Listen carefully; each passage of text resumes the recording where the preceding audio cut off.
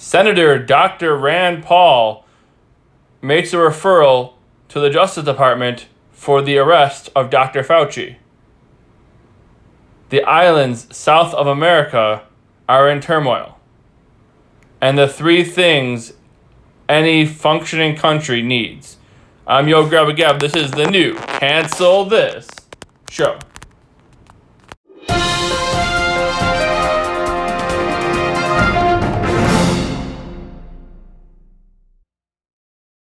This is Cancel This, recorded late July 2021. Cancel This, the show that fights back against cancel culture and annoys the woke folk. This is episode number 20. I'm your host, Yo Grab a Gab. Be sure to subscribe so you don't miss anything. Like our Facebook page, facebook.com/paperproductions. You can email the show directly, paperproductions@gmail.com.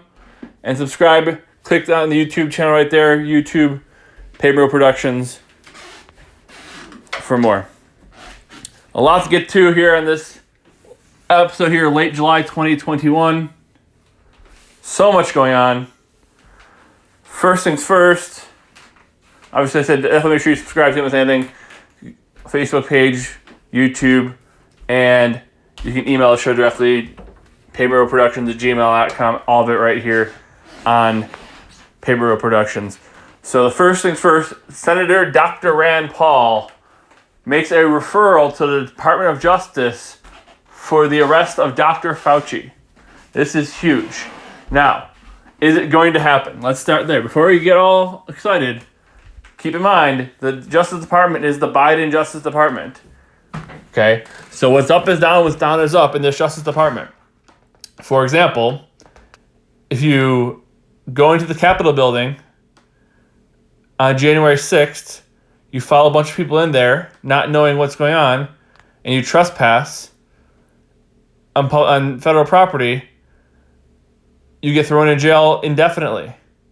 Meanwhile, if you burn down cities, you shoot people, you kill people over the summer in 2020, if you rob, you steal, you loot, nothing happens to you. So, if you're expecting the Biden Justice Department to all of a sudden decide that this is something they're going to do, I'm sorry to tell you that it's very sadly mistaken. You're very sadly mistaken. What are the charges that Dr. Rand Paul wants to press on Dr. Fauci? Very, very simple. They lied to Congress.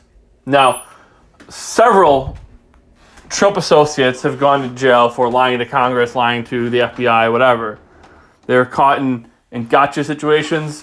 They were asked impossible questions, and instead of refusing to answer, they answered incorrectly and went to jail. Now, what about Dr. Fauci? His own emails say that what he was saying was not true. His own emails prove that he was lying. He was saying that there was no gain-of-function research happening in the Wuhan lab, that they didn't fund it, things like that. All of which we know, of course, is a lie. His own emails say they were a lie. He was lying to Congress when he said that there was no gain-of-function research being done. He was lying to Congress when he said that they didn't fund it. He was lying to Congress for all those things. But of course, that's okay. And not for nothing, anybody who watched those stuff, I mean, the questioning and the testimony, I've never seen anything more arrogant in my entire life. Like, he was just saying, Senator Paul, you have no idea what you're talking about. Like, can you imagine if, like, you said that to anybody in authority? If it's like anybody. Like, he was just going, like, disrespecting the senator. Like, I remember Candace Owens was telling white congresspeople what it was like to be black in America, and they were calling her names because she doesn't know what she's talking about. And they were calling her names because she's dumb and doesn't know what she's talking about being black in America, whereas these white senators and congresspeople obviously do know what it's like to be black in America, and she doesn't. And they were, and she was basically calling them out for their lies, and they just got so angry, and they were, telling her she needed to be quiet. They were, banging their gavels and telling her that she didn't have time. She was not allowed to speak right now. Well, I mean, senators, anybody who watches anything Congress does, it's like the very, very, we're elitist and you're nothing. You don't even exist. You're here because we don't because we want you to tell us what we want to hear, but you're not allowed to speak otherwise. And if you ask questions or if you disagree, we'll cut you off. And that's how it is in Congress. Well, Dr. Fauci was doing that to Congress. He was disrespecting a senator, right? I know Fauci is, he's basically God at this point, right? He's basically, the one that everybody praised, 5 times facing. But he was disrespecting a U.S. senator. It's absolutely crazy. I remember when Tom Homan, who was the head of ICE, I guess, was testifying in front of Congress, and they're asking him all these loaded questions, and he just wasn't having it. Wasn't going to give them the answers they wanted, and they were just going off. Slamming their gavel, screaming at him, telling him he was not allowed to speak, telling him his time's expired. It's and that's how it was going. I remember watching that video. I was like, "What is this? What is this? Is this America? Is this? Is this two rational people having a conversation? Clearly not. I remember basically they're asking loaded questions, since you're the worst person ever and basically the devil, why did this happen this way?" And he's like, well, for me to answer that question, I have to admit and agree with you that I'm the worst person ever and the devil. I'm not going to do that. It's well, you're not answering the question. Why are you not answering the question? Because you're not asking a question. You're filibustering. You're saying all these things, and then a question at the end that's not related to what you just said, but I have to acknowledge what you just said in order to answer the question. That's in essence what Fauci was doing, but in reverse. That's what Fauci was doing to Senator Paul. It's crazy. It's absolutely nuts. And of course, like I said, the great irony of it is Senator Paul, Dr. Rand Paul, is a physician. He is a physician. So, if anybody knows anything about medicine in Congress, it's probably Dr. Paul. And unlike Dr. Fauci, Dr. Paul has seen patients this century. So, I don't know. Dr. Fauci, of course, talking to him like he's Senator Paul knows nothing, doesn't know what he's talking about. He's an idiot. He has no clue. He doesn't know anything, and just complete total arrogance.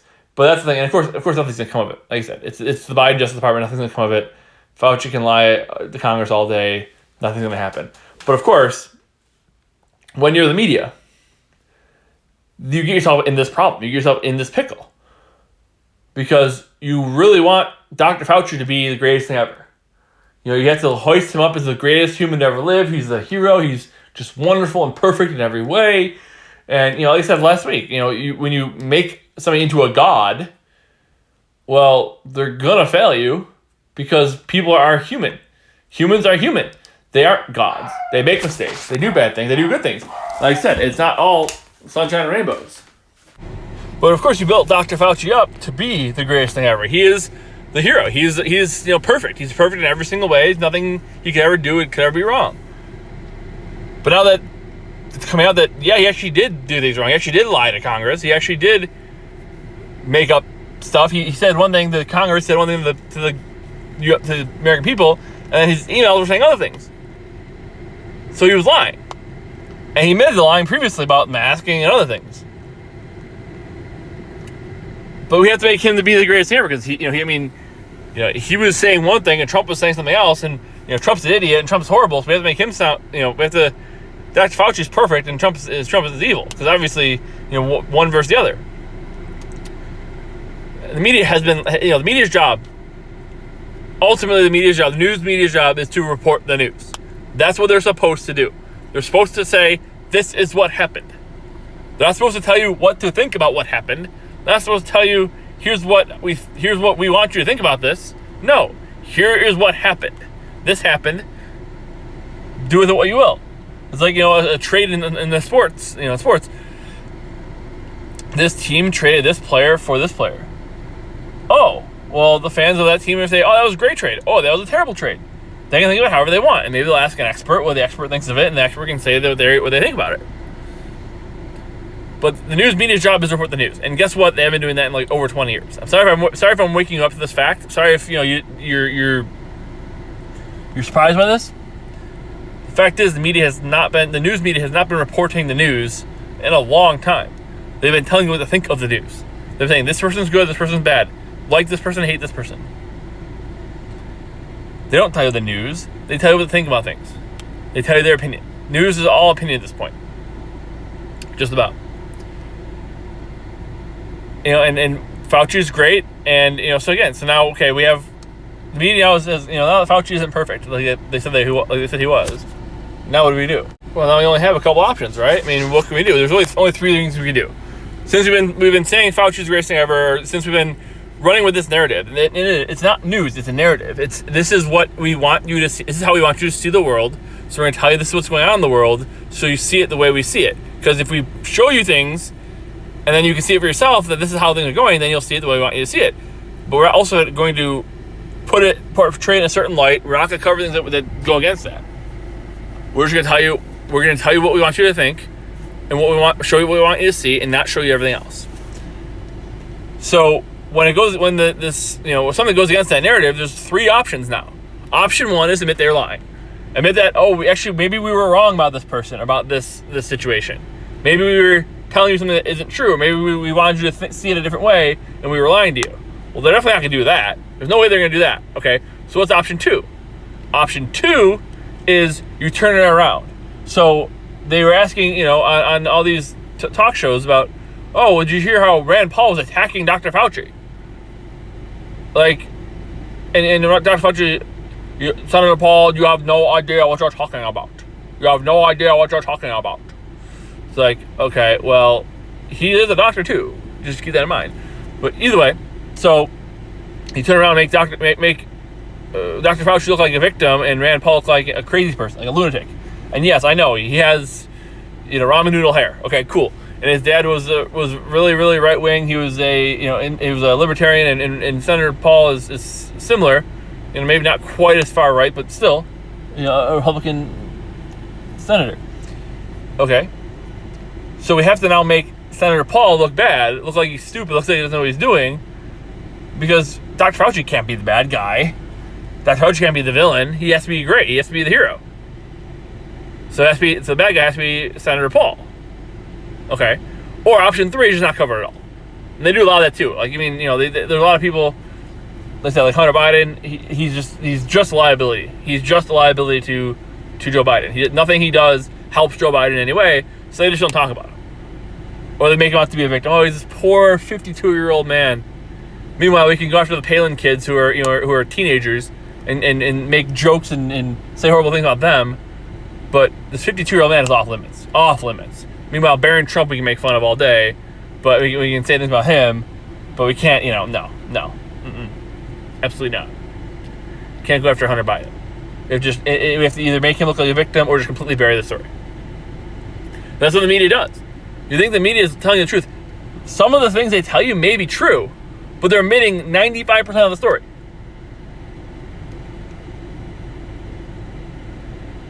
And, of course, they have to have their hero. They have to have their hero, they have to have the villain, and they're going to portray one as great, one as bad. And Dr. Fauci has been a hero forever, so they can't have him now not be a hero. Even though the truth is coming out about him, even though he's got no credibility at all, we can't let the truth come out. We can't let it happen. Okay? So now what? Well, we have to turn things around. We have to either cover the story, bury the story or turn it around. Another example of when the media does this, they make somebody out to be the greatest ever. Michael Avenatti, the lawyer Stormy D. He's going to take down Trump. He hates Trump. We hate Trump. We're best friends because we all hate the same guy. He's going to take down Trump. Orange man bad. He's going to send Trump to jail. He's going to get Trump impeached and send him to jail. And he's going to run for president in 2024. And he's going to beat Trump. In 2020, he's going to run for president. He's going to beat Trump. And it's going to be great. He's going to be the greatest thing ever. He is the greatest thing ever. Him and Stormy Daniels. Oh, it's going to be awesome. Oh, it's going to be great. Literally, I think everybody on The View wanted to have his kids. Like, they were just going, oh my God, he's the greatest. He's on MSNBC, he's on CNN, he's on every news channel. He's everywhere. He's absolutely everywhere. Meanwhile, you probably hadn't heard this, about 2 weeks ago, he was sentenced to 2.5 years in jail for extorting Nike. He's the definition of a sleazeball. He is a horrible human being. He was embezzling money from Stormy Daniels, his attorney, his client. But he was going to take down Trump. He was the guy who was going to take down Trump. And everybody just wanted to have his kids. He was the greatest thing ever. He was awesome. He was awesome. He was the best thing ever. He was the best thing that could ever happen to the world. We should all get Michael Avenatti tattoos on our ass. He is that great. He is that wonderful. Oh, but he extorted Nike. Oh, he embezzled money. Oh, he's a criminal. Oh, let's not talk about that. There's nothing to see here. No story. Nothing happened. Shut up. Didn't happen. What? Who? Michael who? Never heard of him. Who's that? The person I said was the greatest thing ever? Oh, I never said that. Oh, no. I don't know who you're talking about. And people believe it because they say this person saying it. And they say, oh, it must be true. It must be those evil Republicans who are making up lies again. I mean, it's crazy.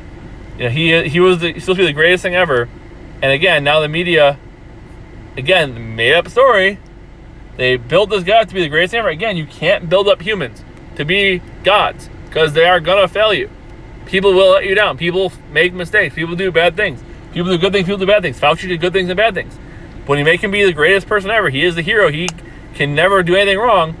Well, this is where you end up, where now you have to change your story, make up stories, bury stories. It's a huge problem. Let's talk now about the situation in the countries south of the U.S. Obviously, the two main countries I'm talking about here are Cuba and Haiti. Now, Cuba, obviously, there's been it could be a possible revolution in Cuba.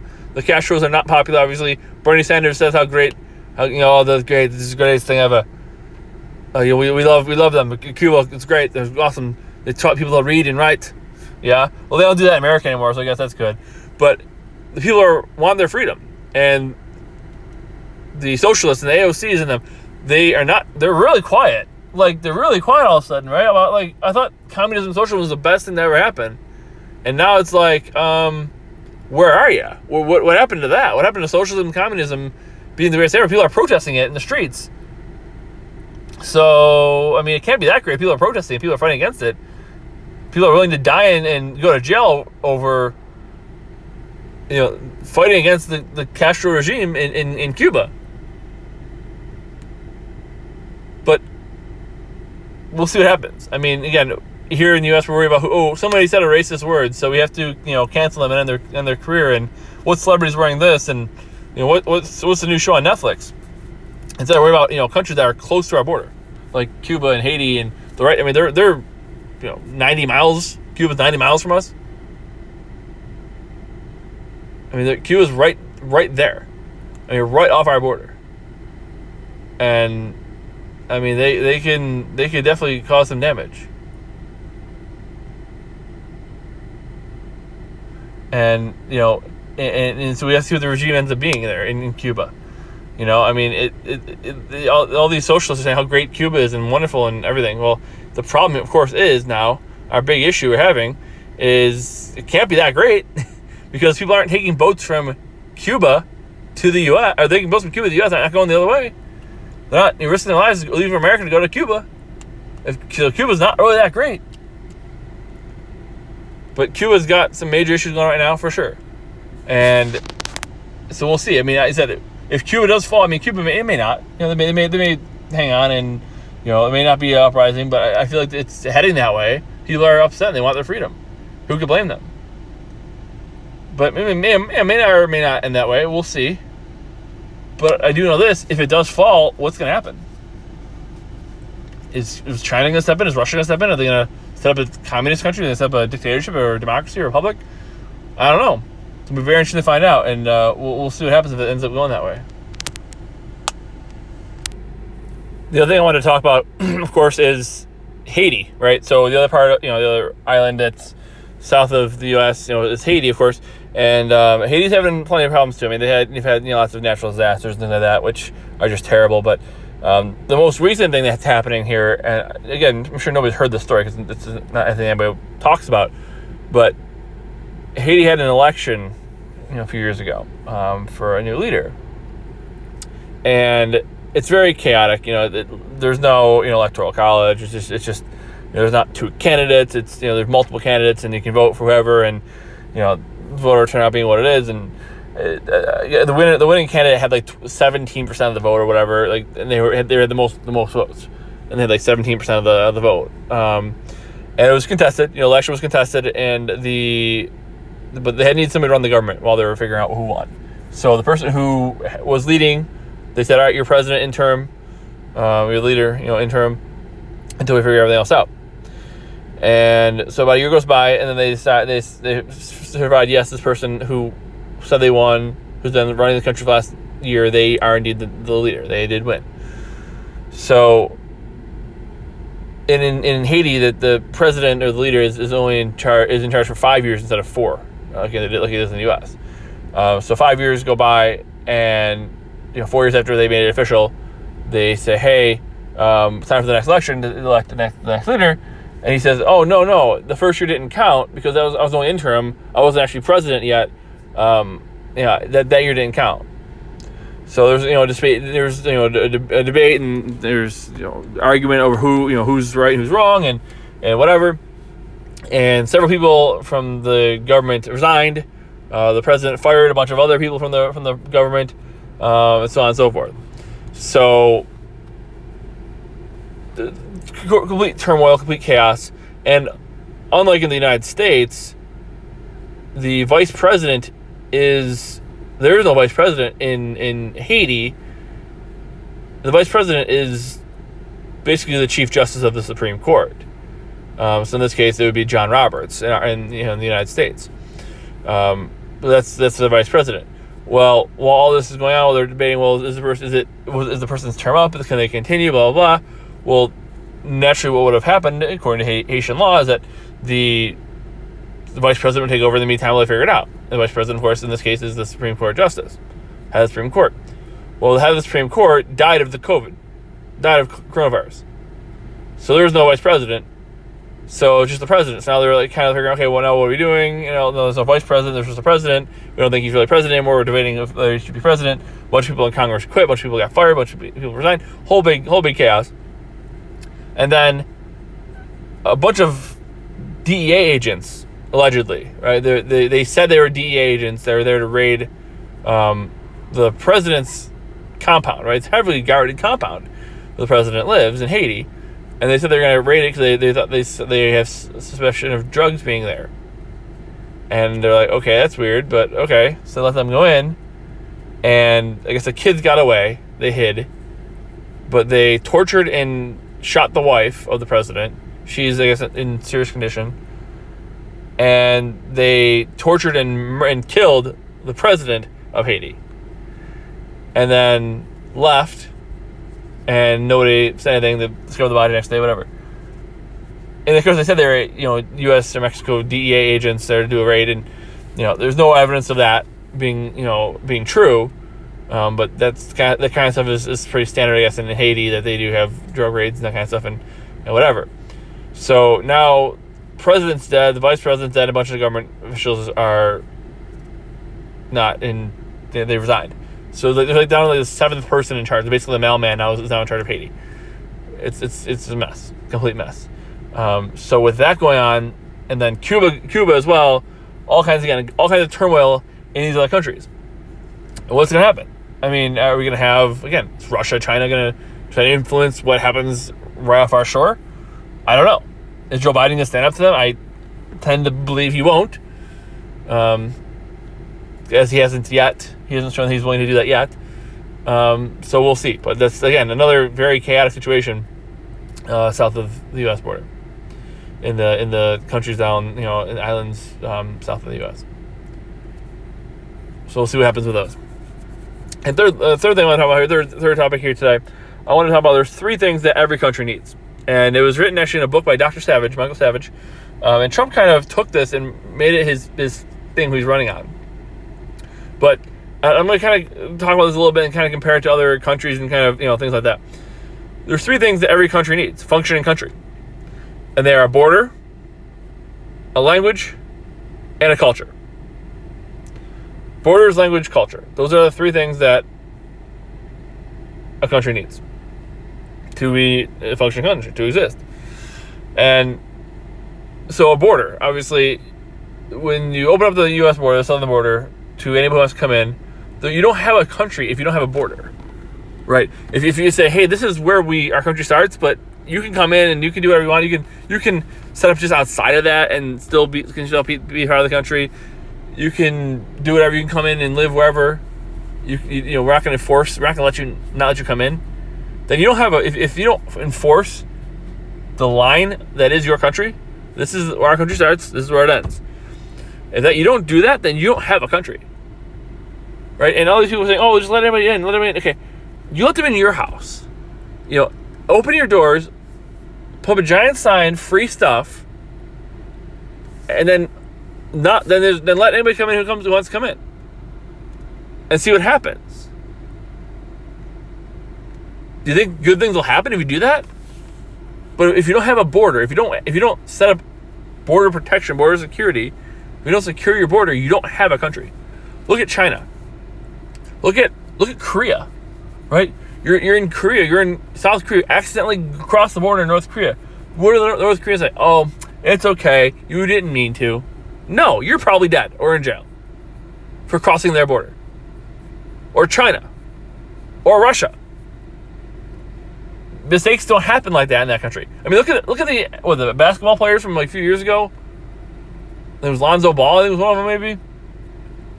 Went to China, and again, they were messing around, and the Chinese people are very racist, especially seeing black men in their country. They don't see that very often. They didn't like it. So they got arrested in China, and President Trump had to help get them out. But you cross in their country, even accidentally, they're not going to just let it go. It's not going to be just okay, because they want to know who's coming in and who's leaving. You know, they had the pause on people coming in the country from other, you know, when Trump first became president. They had a pause on who's coming in the country. We can't have these people come in. We can't have these people come in. You know, people from certain Middle Eastern countries, we want to really vet them, make sure they come in. And they said it was a Muslim ban. It wasn't a Muslim ban. It was a heavy vetting of people from high terrorist countries with lots of terrorist activity. They wanted to make sure they knew who was coming in. God forbid. But if you don't have a border, if you don't have lines drawn that say this is where my country begins, this is where my country ends, you don't have a country. You can't just say, oh, over there in that general area, that's our country. No, that's not how it works. Imagine doing that with your neighbors, right? You go, hey, Steve next door. Just so you know, that pool that you have and your garage and your shed, those are actually mine now. Yeah, I actually own those now. But you say, well, wait, what do you mean? It's my property. Oh, no. There's no property. It's all just, you know, I'm going to come over and use your stuff. And when I'm done, I'm going to come back to my place and it's going to be fine. What are your neighbors going to say? Absolutely not. Because there's a border. It's property line. They're probably going to build a fence or a wall to keep you out. Oh, he must be a racist. That's Steve. Number 2 thing every country needs is a language. A common language. Now, again, is it okay to be a good person and help people out who don't speak your language and try to meet them at their level and speak their language to them? Absolutely.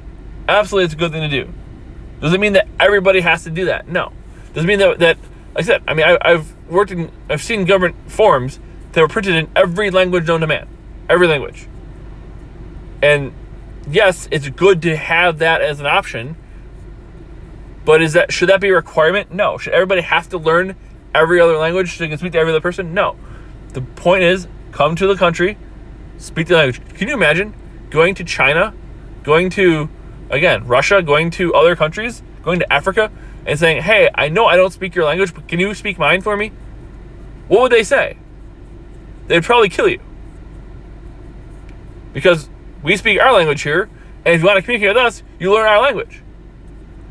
That's what they're going to say in other countries, but America's the only one who can't do that. America's the only bad one who won't do that. Right?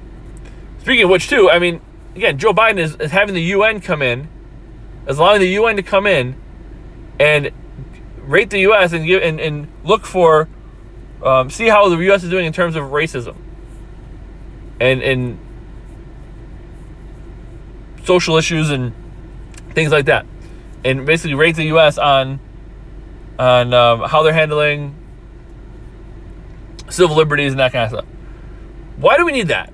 Why does the U.S. need that? Why does Biden want the UN to come in and rank the U.S.? Is the U.S. the only country that has issues with race? Is that, I mean, Is that going to be anything more than just propaganda for other countries? Apparently. But yes, he wants the UN to come in and critique how the U.S. does with racism and civil rights and all that stuff. Meanwhile, there's literally a genocide happening right now in China. Literally a genocide. But if we can take the focus off that and focus on how sometimes certain races feel like they're mistreated in the U.S., that's all that matters. Let's worry about that. Let's focus on that instead. That's way more important. Number 3 thing every country needs is a culture. A culture. And that culture is very, very important. You can't have a country without a culture. And again, America has always been a melting pot. America has always been a country that celebrates different cultures. There's in your neighborhood, they may have a German fest or a Polish fest or an Italian fest. That's awesome. That's what America is founded on.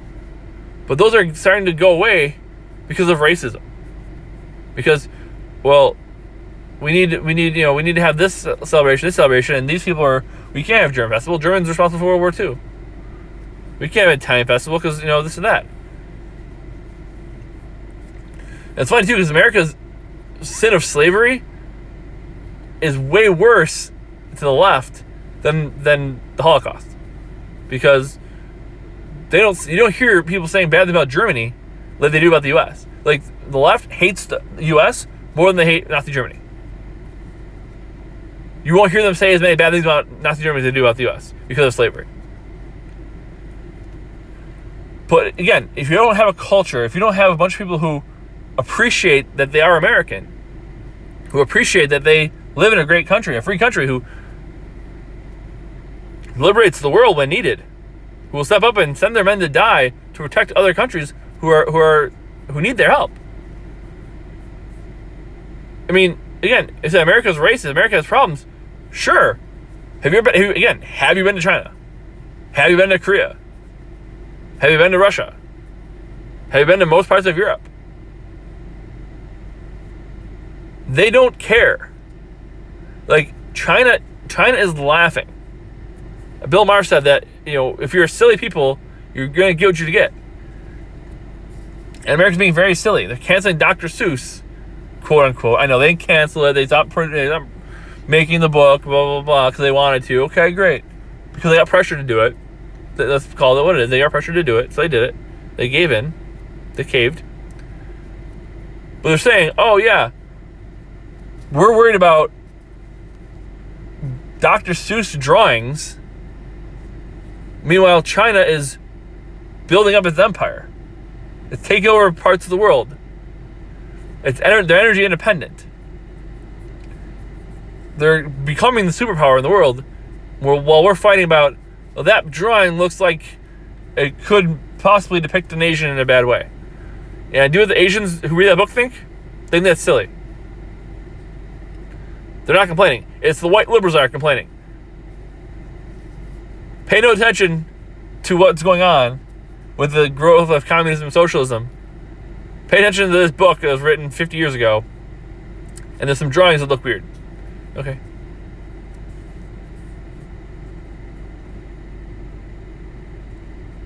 A country that has half the people hate it is not going to survive. I'm just going to be honest.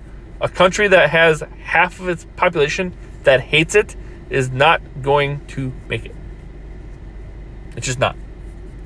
I said, I watched a movie recently about 9/11. It was really tough to watch.